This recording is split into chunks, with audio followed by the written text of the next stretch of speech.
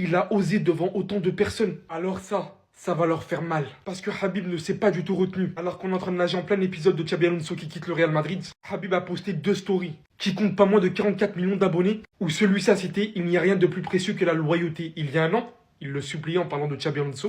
Maintenant, ils l'ont licencié à cause d'enfants gâtés. Mais le message dans sa profondeur nous indique que vous soyez combattant ou footballeur ou que vous alliez à la salle de sport ou sur le terrain, c'est l'entraîneur qui décide. Mais si l'ambiance au sein de votre équipe ne permet pas à chacun de suivre vos instructions, alors vous n'êtes certainement pas sur la bonne voie. Je pense qu'Alonso fait partie des 3 meilleurs entraîneurs du football moderne, et là on parle bien du vrai football moderne. Si une équipe ne parvient pas à progresser avec lui, il faut changer les joueurs, pas l'entraîneur. Je suis convaincu qu'un entraîneur ne peut gérer une telle équipe au Real, il faut se débarrasser des joueurs irréguliers. À un moment donné, faudrait m'expliquer comment un combattant connaît autant mieux le football que toute une direction qui gère le Real Madrid depuis des années maintenant.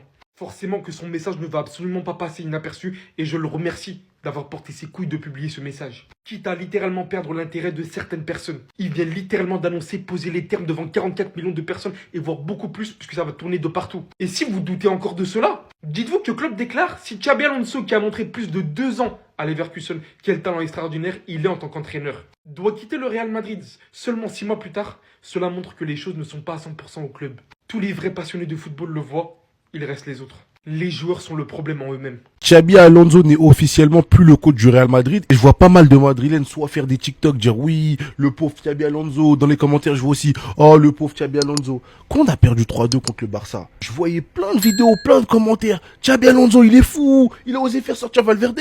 Il a osé faire sortir Vinicius. Il est complètement fou, ce coach. Mais restez dans cette dynamique. Maintenant, le club l'a viré. Vous faites les choqués, vous faites les mecs tristes. Mais nous-mêmes, on a participé au fait qu'il se fasse virer parce que nous, tout ce qu'il faisait, on critiquait, on cherchait pas à comprendre. On a tout dit sur ce coach. Maintenant, il part, on fait les mecs tristes. C'est quoi notre problème au final? En fait, nous aussi, on est maso. On est maso.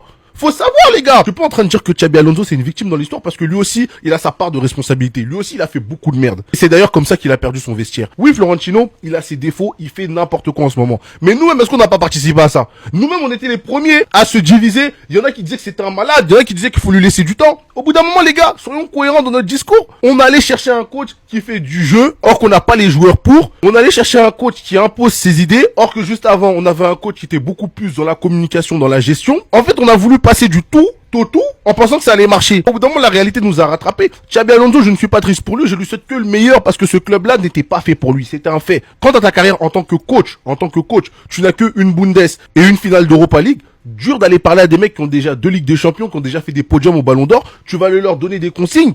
Ça va passer différemment, surtout quand toi t'as des méthodes radicales. Eux, ils ont été biberonnés par Ancelotti. Et le club a tranché, ils ont préféré faire confiance aux joueurs plutôt qu'au coach. C'est tout, les gars. Moi, je suis pas triste. Je me dis même c'est la meilleure chose pour lui et pour nous. Khabib, les frères, Khabib, il va sauver le Real Madrid. Regardez ce qu'il a dit. Il n'y a rien de tel que la loyauté en parlant du Real Madrid actuel. Il y a un an, il le suppliait. Maintenant, il le licencie à cause d'enfants gâtés. Xabi, tu es le meilleur. La vie, envoie les 50 ans au Daghestan. La tête de ma mère, la solution, elle est là. Coach Khabib. La vie de ma mère, qui va lui dire quoi, lui? Qui va lui dire, ouais, moi je cours pas Khabib. Khabib va lui mettre une souplesse. Il va les entraîner avec les ours. Khabib, entraîneur, la tête d'homme, pressing éternel, le meilleur coach Khabib. Karim Benzema va faire son grand retour du côté du Real Madrid, mais pas en tant que joueur, mais plutôt dans un autre rôle. On apprend aujourd'hui que Karim Benzema a un accord avec Florentino Pérez pour devenir l'ambassadeur du Real Madrid lorsqu'il prendra sa retraite. Nous en avons parlé hier pendant la Super Coupe d'Espagne. Les deux sont OK. On revient sur la Super Coupe d'hier, les gars. Et d'après les infos, bien sûr, en provenance d'Espagne, les gars, donc au Real, il y a 2 secteurs avec des opinions différentes sur le match d'hier soir et sur l'équipe. Donc tout d'abord, le premier groupe, donc composé notamment de membres importants du conseil d'administration, estime en gros que la finale a été très disputée et que les 2 équipes auraient pu gagner. Donc là, c'est le Barça qui a gagné, mais le Real Madrid aurait pu l'emporter. Il souligne notamment le nombre de blessures auxquelles Xabi Alonso a dû faire face. Ces 2 latéraux et ces 2 défenseurs centraux titulaires étaient tous indisponibles pour le match. Sans compter Kylian Mbappé qui n'a pu entrer en jeu qu'à la 76e minute du match. Et le second groupe, eux, ils estiment que les récentes améliorations ne sont pas assez suffisantes voilà, sous la direction de Xabi Alonso et que la tournure que prend bien sûr cette première partie de saison est très inquiétante pour le futur du Real. Et on finit aujourd'hui avec Endrick. On sait qu'il est parti à Lyon voilà, pour un prêt de 6 mois.